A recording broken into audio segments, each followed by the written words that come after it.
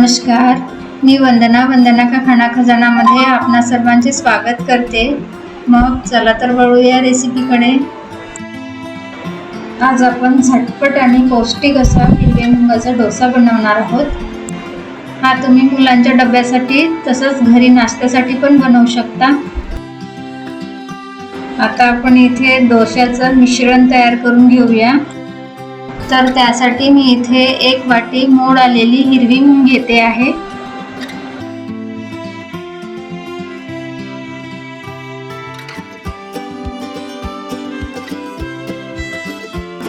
नंतर 3 हिरव्या मिरच्या घेतल्या आहे।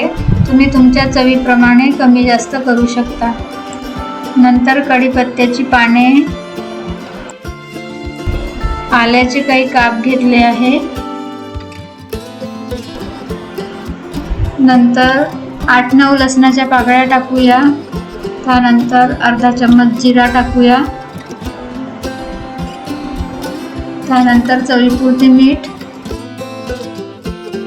नंतर थोडे पाणी टाकून याला छान बारीक करून घेऊया।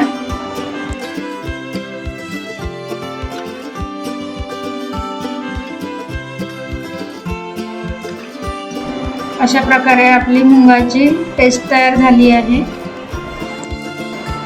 आता यामध्ये 1 चमचा बेसन आणि 1 चमचा गव्हाचे पीठ टाकून घेऊया। नंतर 1 छोटा बारीक चिरलेला कांदा टाकून घेऊया। हा अगदी झटपट बनणारा मुगाचा डोसा आहे।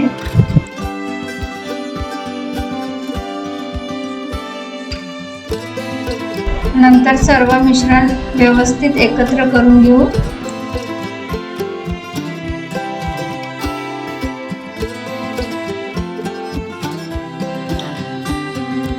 त्यानंतर यामध्ये थोडे पाणी टाकून पातळ करून घेऊ।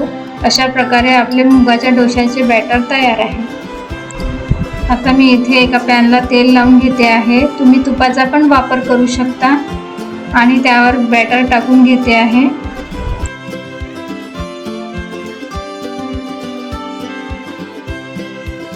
आता याला पुढच्या 3 मिनिटांसाठी कमी आचेवर झाकून शिजवून घेऊ।